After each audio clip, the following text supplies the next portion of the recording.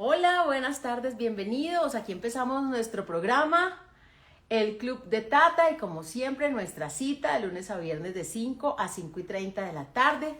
Media horita dedicada al amor propio, media horita para entrar en materia, media horita para conocernos un poquito más, para consentirnos también, media horita para interactuar con todos ustedes, para compartir aprendizajes y por supuesto con un invitado muy especial. Recuerden que desde esta semana les empecé a anunciar que hoy vamos a tener dos invitados esta semana, uno hoy y otro mañana, y el de hoy pues tiene que ver con la comunicación entre nuestros hijos adolescentes y nosotros, que a veces es tan compleja.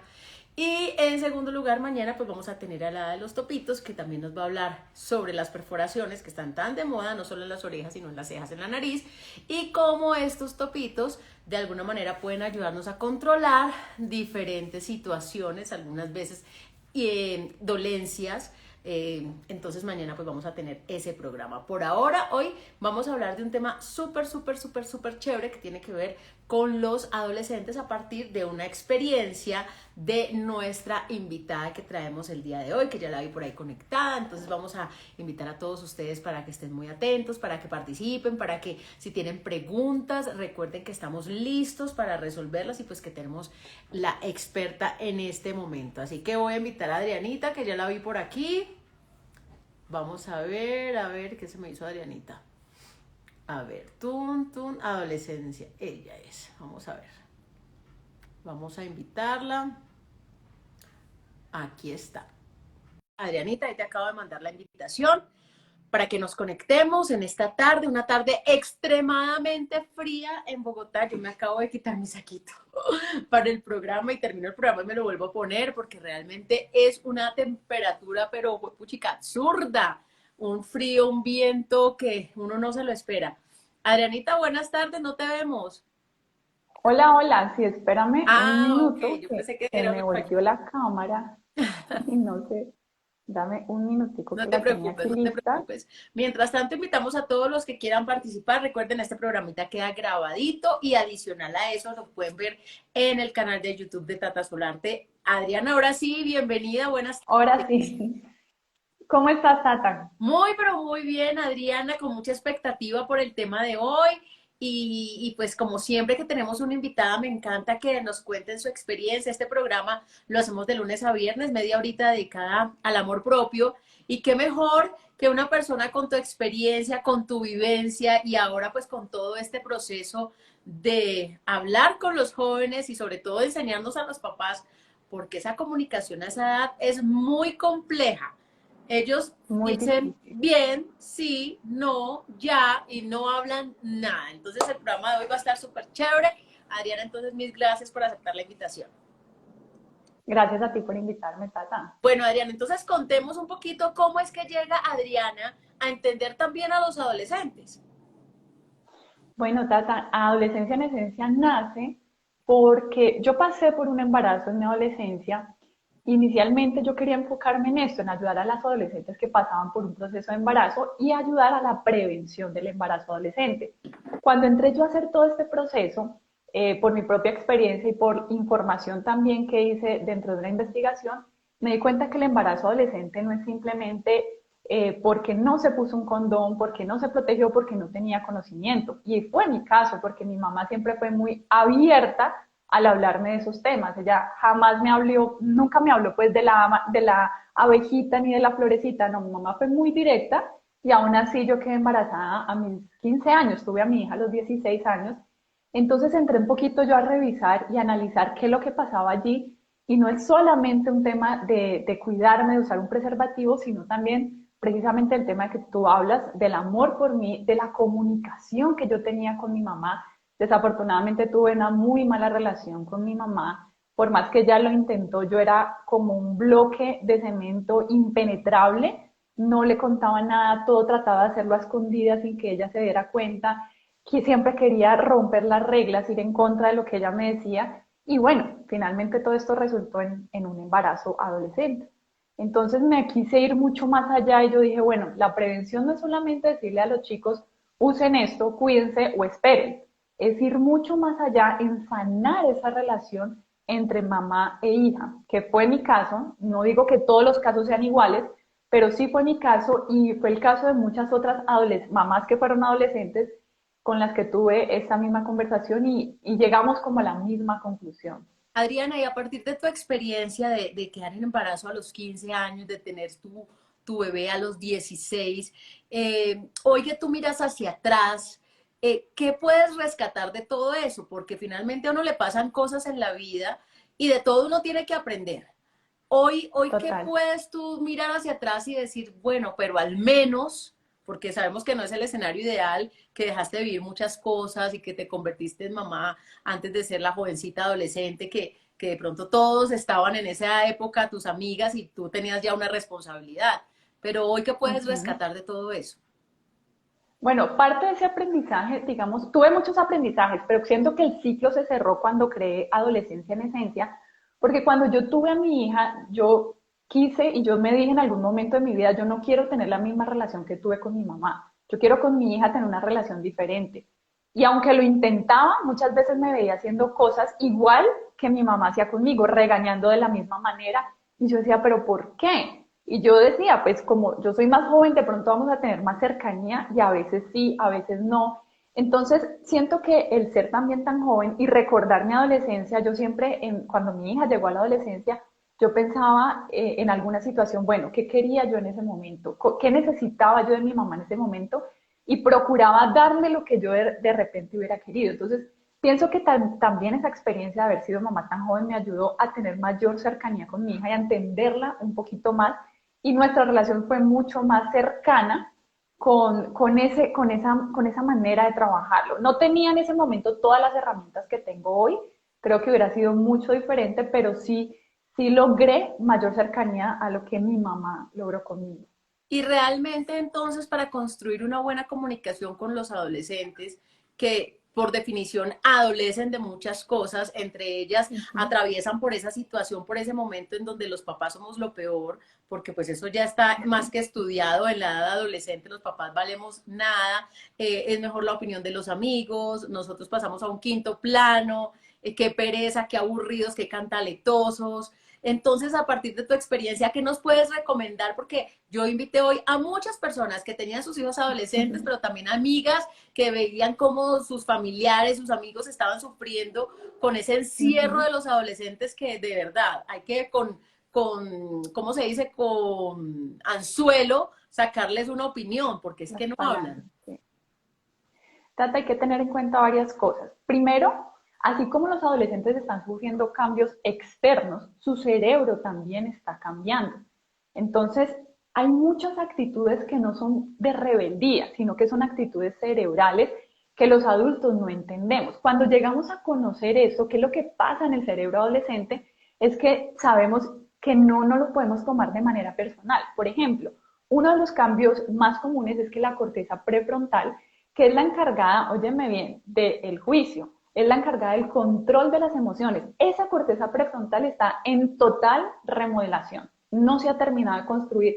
Entonces imagínate cómo le podemos exigir al adolescente compórtese con un adulto porque no es, pero tampoco es un niño. O sea, él está pasando por esa transición. Sí, él está pasando por esa transición y parte de nuestro proceso como adultos es aprender a entender qué es lo que está pasando y cómo les podemos llegar. Y yo creo que ese es uno de los errores más grandes que cometemos los adultos y que de repente conmigo también mi mamá cometió ese error. Mi mamá con su afán de querer acercarse a mí, de que yo le hablara, de que yo fuera más abierta con ella, entonces me llevaba al psicólogo, me llevaba a terapia, hacía todo lo que las amigas le decían, si le decían, mire, averigüe cuál es el artista favorito e intereses en eso. Entonces ella se iba a hablarme, ven, aquí, en esa época Ricky Martin era mi artista favorito. Entonces pues llegó con un afiche gigante, pero yo era, y había algo en mí, pero yo no sabía qué, que no me permitía hablarle. Es más, yo tenía amigas de mi misma edad que hablaban con mi mamá y me decían, ¿tú por qué no le hablas? Tu mamá es muy chévere, tu mamá es súper chévere para hablarle, ¿tú por qué no lo haces? Y yo decía, no sé, o sea, había algo en mí que no sabía qué. Cuando estudié programación neurolingüística, entendí que eran programaciones que yo tenía ahí en mi mente desde chiquita que no me permitían pasar esa barrera. Entonces los papás a veces sienten que es culpa del adolescente y son a veces muchas cosas inconscientes. cosas que están ahí en nuestro cerebro que ni siquiera los adolescentes sabemos que están allí. Entonces, pienso yo que uno de los errores más grandes es decir, vaya a terapia, voy a llevar al niño a terapia o al joven a terapia.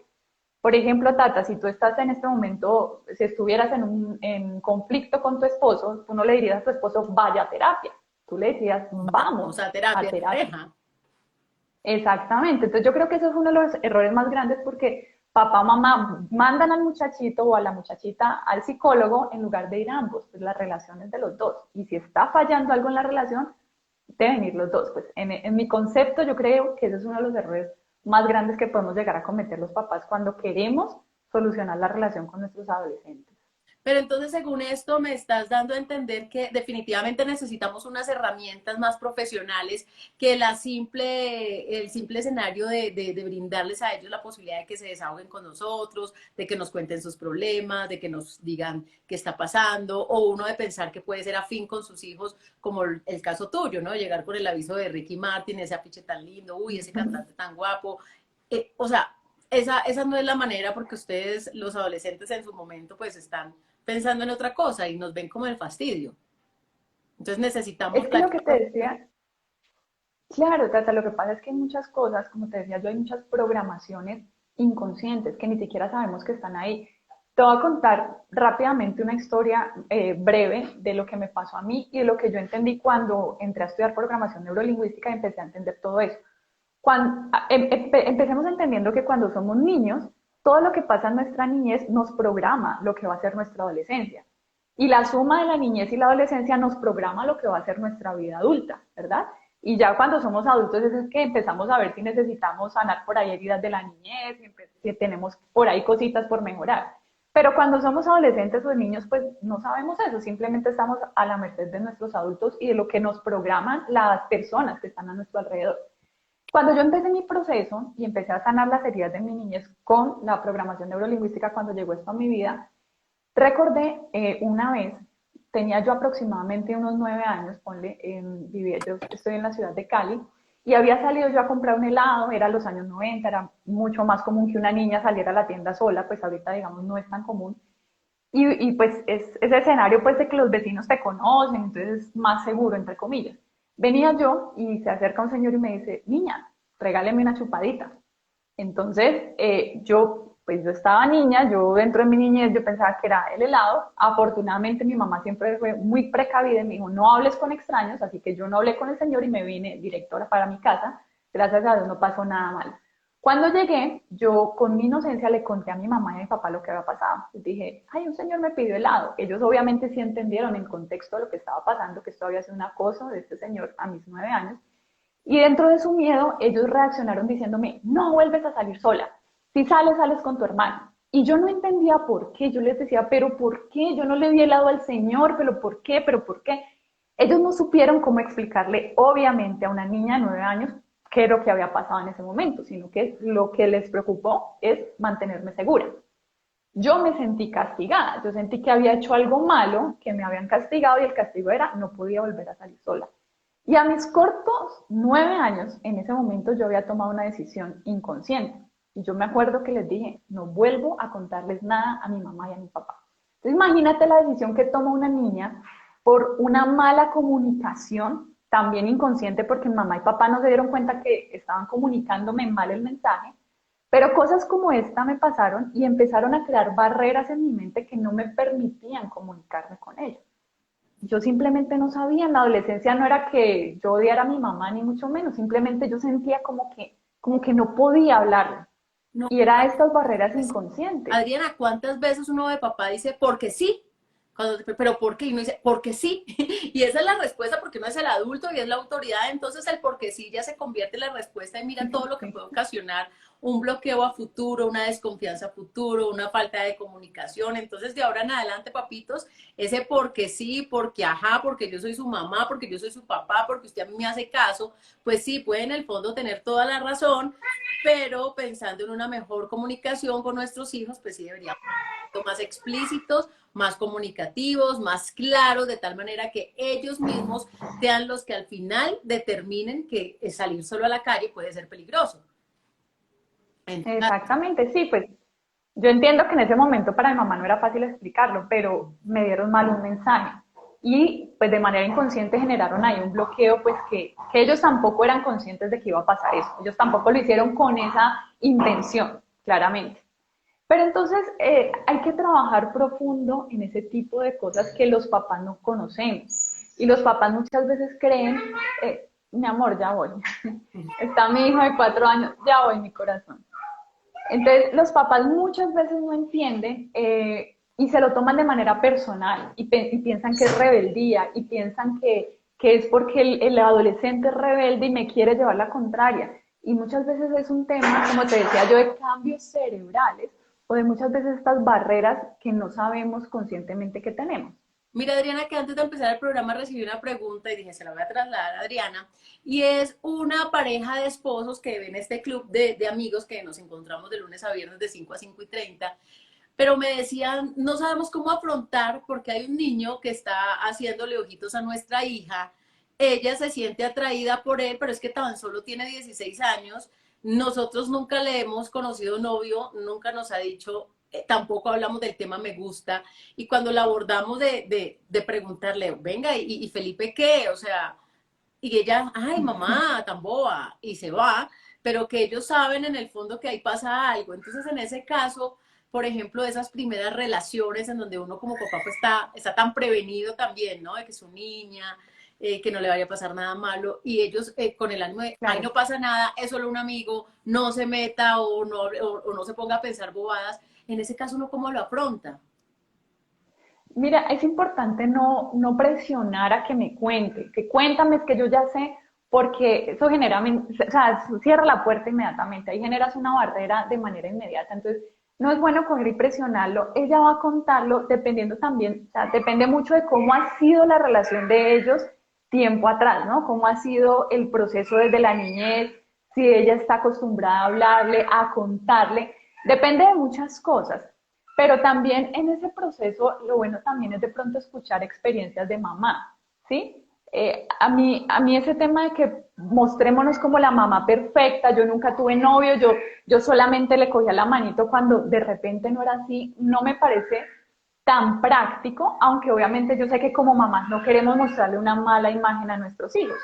Pero es importante entonces que ella también le cuente cómo fue su experiencia, qué pasó, lo que quiera y pueda contarle. Obviamente, pues no le estoy diciendo expandas en todo, pero sí lo que pueda y lo que quiera contarle. Empiece a hablarlo como lo hablaría como con una amiga. Nosotros, yo no soy partidaria de que seamos amigos de nuestros hijos porque mamá es mamá y los niños necesitan esa figura de autoridad también, ¿verdad? Pero sí podemos generar esos lazos de confianza con un poquito más de acercamiento, de pronto con este tipo de historias, que le cuente cuándo fue su primer beso, cómo fue, qué sintió. Una a veces piensa que los chicos no escuchan, pero sí, ellos escuchan y están muy atentos a todo ese proceso.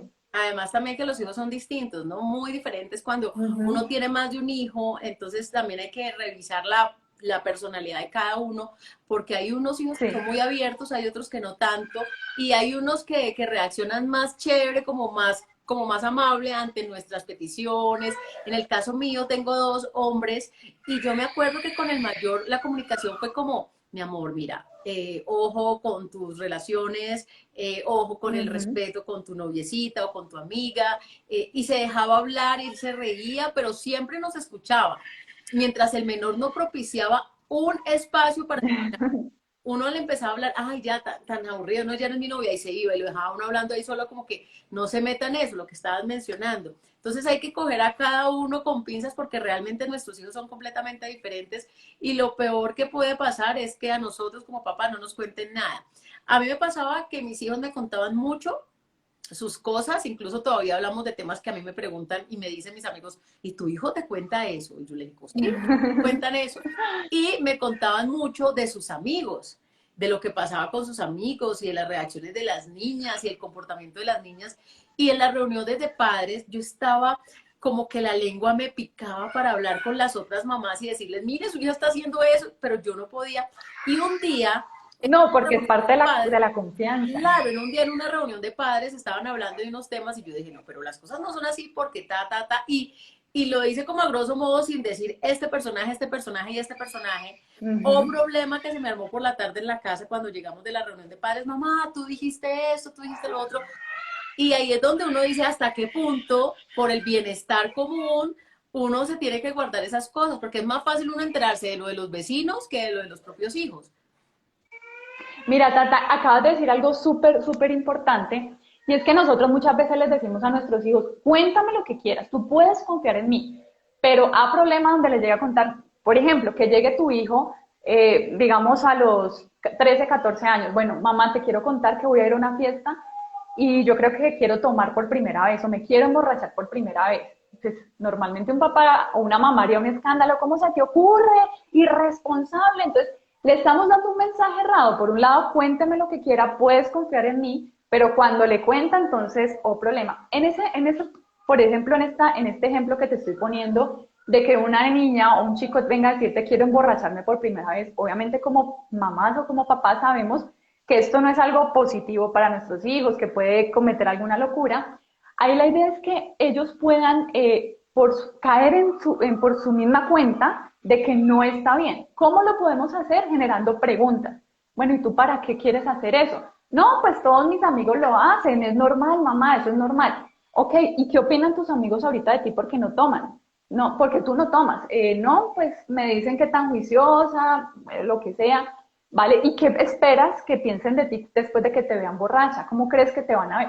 Entonces, cuando hacemos este tipo de preguntas, en lugar de entrar a echar juicios, a decir es que usted es una indisciplinada, es que usted es una irresponsable, es que cómo se le ocurre, porque cuando hacemos esos juicios, ahí perdemos total confianza con ellos, sino que empezamos a cuestionarlos para qué. Yo te decía ahorita que la corteza prefrontal del cerebro está en plena remodelación. Cuando les preguntamos, ponemos a funcionar esa corteza prefrontal, ¿para qué? Para ponerlos a pensar, porque ese tipo de cosas a ellos no se les pasa por la mente, ellos no piensan, bueno, ¿será que si lo hago, si me emborracho me voy a ver mal? ¿Será que si me emborracho voy a ser el oso? No se le pasan, pero cuando los ayudamos a llegar a eso, y para eso estamos mamá y papá, para hacerles un acompañamiento en todo ese proceso, es que ellos logran pensar y probablemente por ahí pueden tomar ellos mismos la decisión correcta. ¿Y cuánto tiempo podemos decir que se demora en construcción esa capa cerebral? Podemos decir que toman sus propias decisiones y ya de manera consciente desde qué edad. Mira, Tata, que lo que yo he estudiado hasta el momento, el tema de que no es que haya una edad que digamos, llegaron a los 20 y pum, se cortó y ya dejaron de ser adolescentes. Porque también en varios libros que he leído hablan de que depende mucho del entorno, ¿sí? No es lo mismo, por ejemplo, un chico de 17 años que acaba de quedar huérfano y le tocó asumir la postura de adulto, le tocó asumir las responsabilidades de un hombre adulto, entonces ya dejó de ser adolescente porque ya su entorno se lo pidió, a un chico de 19, 20 años que todavía vive con mamá, que mamá le hace todo, que mamá lo ayuda, puede tener 20 años, pero pues aún sigue siendo un adolescente aunque la edad diga que no, precisamente porque su entorno así lo está viendo todavía. Entonces, influye también muchas cosas. Es que no podemos hablar en general de los adolescentes porque cada cerebro es como una huella digital. Todos son diferentes. ¿Por qué? Porque tuvieron experiencias diferentes, crianza diferente. Entonces, se formó de una manera diferente. Entonces, depende también mucho del entorno y de lo que vivió y cómo lo vivió. Mira lo que nos contaba Teresa también y me dijo que te lo consultara. Ella cometió un error muy grande. Es una mamá de un chico, más o menos de 16 años, me contaba, y que ella tiene una muy buena comunicación con su hijo de 16 años, pero que él en esa conversación le dijo un día, no, lo que pasa es que Cristóbal, un amigo de él, Cristóbal fuma marihuana. Y en ese momento ella dice que quedó como en shock y ya lo Claro. miraba a Cristóbal como el marihuanero, ¿no? Entonces que cuando ya él le decía a su hijo, no, es que Cristóbal va a venir a jugar play, y ella decía, con ese marihuanero no.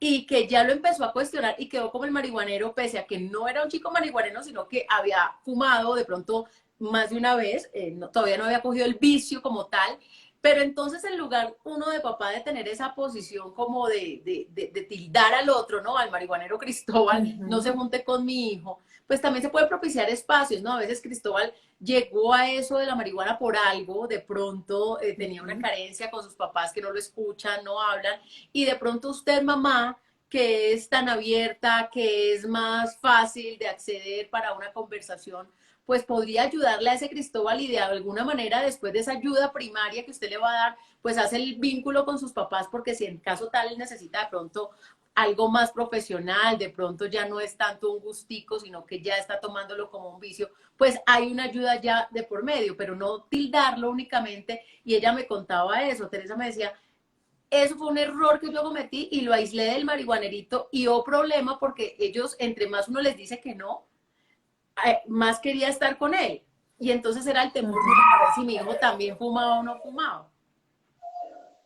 No, y de todas maneras, en ese momento, por ejemplo, podríamos entrar a evaluar qué opinas tú y qué opinas tú de Cristóbal y qué piensas de lo que está haciendo. O sea, también para saber qué opina mi hijo sobre esa situación, qué opinión tiene de la marihuana, qué opinión tiene de lo que está haciendo. ¿Para qué crees tú que Cristóbal hace eso? El tema de cuestionar y de preguntar nos ayuda no solamente a que entremos en una conversación y en una confianza con nuestro hijo, sino también para conocer un poquito más a fondo qué es lo que está pasando por su cabecita, pues porque te conté, pero bueno, ¿y cuál es tu opinión al respecto? ¿Qué crees que podrías, y tú crees que podrías ayudar a tu amigo, a Cristóbal? ¿Crees que podrías ayudarlo? ¿O sientes que está haciendo mal? Y escuchar un poquito a ver qué piensa ese adolescente de su amigo. Adriana, según lo que estás manifestando, lo más importante es a veces no emitir nosotros como papás los juicios, sino llevarlos a ellos por este juego de preguntas a que ellos mismos hagan esa construcción y que realmente ayuden a formar su personalidad. Por acá me estaban escribiendo, dice Natalia, muchas veces apuntamos sobre el que actúa mal y no verificamos qué es lo que está pasando. Sí, nos quedamos como con el problema, fuma marihuana, Ujú. pero de pronto no sabemos si es que también están ocultándonos algo a nosotros y también de pronto nuestro hijo está en esas y todo va, hay que indagar porque todo va más allá. Yo siempre he escuchado que incluso mi esposo se ríe muchísimo de mí porque él dice que yo siempre a todo le veo el lado bueno. Y no es que yo le vea todo el lado bueno, aunque creo que debo hacerlo, pero por ejemplo, cuando Ujú. hay esos asesinatos que por fortuna acá en Colombia no se ven, pero que en Estados Unidos entró un peladito, un Ay, muchachito sí. de 18 años y asesinó a 20 jovencitos de primaria. Entonces, la noticia y todo el mundo y todo el entorno era, ¿qué tal ese demente? Ta, ta, ta, ta, ta. Y yo siempre cuando hablo con mi esposo, yo digo, ese muchacho debe tener problemas, ese muchacho debe tener una carencia Total. de mamá y papá absurda.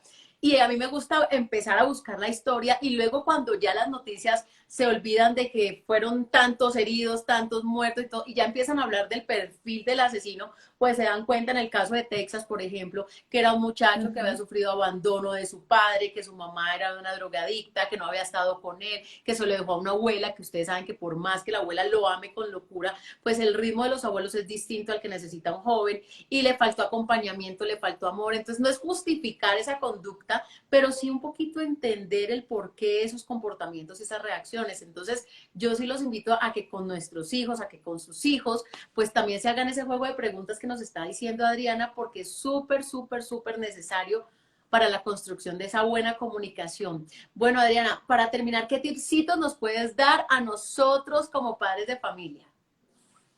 Bueno, Tata, tip número uno, procura también preocuparte por ti, mamá.